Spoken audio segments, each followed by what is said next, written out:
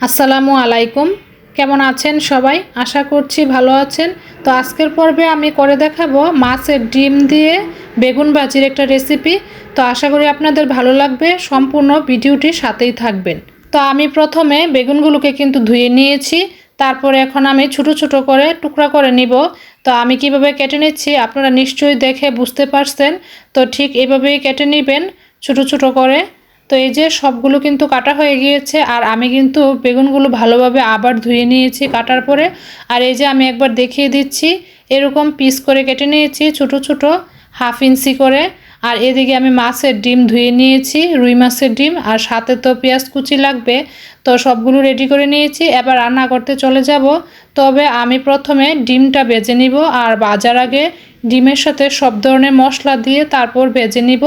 অনেকে কিন্তু এই ডিমটাকে ভাপিয়ে নেয়, তো আমি এইভাবে করি না, আমি ডিমটা ভেজে নিই সব ধরনের মশলা দিয়ে। তো লবণ দিয়েছি, হলুদ দিয়েছি, মরিচ দিয়েছি, সাথে কিন্তু ধনিয়াও দিয়ে দিয়েছি। তো এখন আমি ভালোভাবে একটু মেখে নিব, আর একদম আলতো হাতে কিন্তু ডিমটা মশলার সাথে মেখে নিতে হবে। তো আমি চুলায় একটা ফ্রাই প্যান বসিয়ে দিলাম, আর এখানে পরিমাণ মতো তেল দিয়ে দিলাম। তবে ডিম ভাজার জন্য একটু পরিমাণে তেল বেশি দিলেই ভালো হয়, তো ডিমটা সুন্দরভাবে ভাজা হয় আর কি।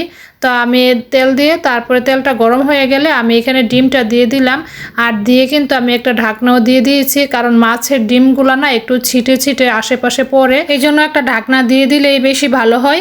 তো এক পাশ হয়ে গিয়েছে, তো আমি একটু নেড়ে চেড়ে দিচ্ছি। তো এখন এই পাশটাও ভালোভাবে ভেজে নিব। তো আমি আবার কিন্তু ঢাকনাটা দিয়ে দিলাম। তো এই যে ডিম কিন্তু ভাজা হয়ে গিয়েছে, আর বেশি শক্ত করব না, বেশি শক্ত হয়ে গেলে না খেতে ভালো লাগে না। আর যেহেতু আমি আবার বেগুনের সাথে রান্না করব এগুলো, এর জন্য বেশি ভাজার দরকার হয় না। ডিমগুলো চুলা থেকে নামিয়ে তারপরে আবার আমি একটা ফ্রাই প্যানে কিন্তু পেঁয়াজ কুচি দিয়ে দিয়েছি, আর তেলের পরিমাণ কিন্তু খুবই কম দিয়েছি, কারণ হচ্ছে ডিমের সাথে যেহেতু একটু বেশি করে তেল দিয়েছি, এজন্য বেগুন ভাজার সময় কিন্তু তেলের পরিমাণটা আমি একটু কমিয়ে দিয়েছি। পেঁয়াজ হালকা ভাজা হয়ে এলে তো বেগুনগুলো দিয়ে দিয়েছি, তারপর এখানে আমি লবণ আর হলুদ দিয়ে একটু নেড়েচেড়ে মিশিয়ে দিচ্ছি। তো এখন আমি একটা ঢাকনা দিয়ে কিছুক্ষণ ঢেকে রেখে দিব। তো এই যে ঢাকনা দিয়ে দিলাম, তো কিছুক্ষণ পর ঢাকনা তুলে দেখি বেগুনগুলো কিন্তু একদম মিশে গিয়েছে। আর এমনিতেও তো বেগুন রান্না করতে কিন্তু বেশি সময় লাগে না। তো আমি এখানে অল্প একটু পানি দিয়ে দিলাম। তো এখন আমি মশলাগুলো দিয়ে দিব। তো প্রথমে দিয়ে দিলাম মরিচের গুঁড়া, তারপর দিয়ে দিলাম ধনিয়ার গুঁড়া, আর এখন দিয়ে দিলাম অল্প একটু জিরার গুঁড়া। আর যেহেতু আমি হলুদ আগে দিয়েছি, তো এই জন্য লবণ আর হলুদ কিন্তু এখন আর দিব না। তো এখন নেড়েচেড়ে ভালোভাবে মিশিয়ে তারপর আমি এখানে ডিমগুলো দিয়ে দিব। ভেজে রাখা মাছের ডিমগুলো দিয়ে দিলাম। এখন ডিমগুলো দিয়ে দেওয়ার পর আবার আমি ভালোভাবে নেড়েচেড়ে বেগুনের সাথে মাছের ডিমগুলো মিশিয়ে দিব। তো এইভাবে আরও কিছুক্ষণ রান্না করে নিব। তো এখন নেড়েচেড়ে মিশিয়ে তারপর আমি একটা ঢাকনা দিয়ে আবার কিছুক্ষণ ঢেকে রেখে দিই। আর এইভাবেই বেগুনের সাথে মাছের ডিমগুলো কিন্তু ভালোভাবে কষিয়ে নিয়েছি।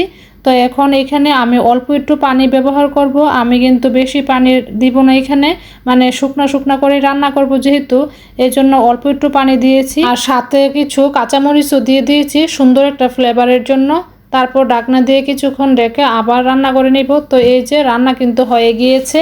তো এখন আমি একটা সার্ভিং ডিশে নিয়ে নিব। তো কেমন হয়েছে আজকের রেসিপিটা অবশ্যই কমেন্ট করে জানাবেন, আর যদি ভালো লেগে থাকে তাহলে অবশ্যই ট্রাই করে দেখবেন। তো আজকের রেসিপিটি দেখার জন্য সবাইকে অসংখ্য ধন্যবাদ। সবাই ভালো থাকবেন, সুস্থ থাকবেন। আল্লাহ হাফেজ।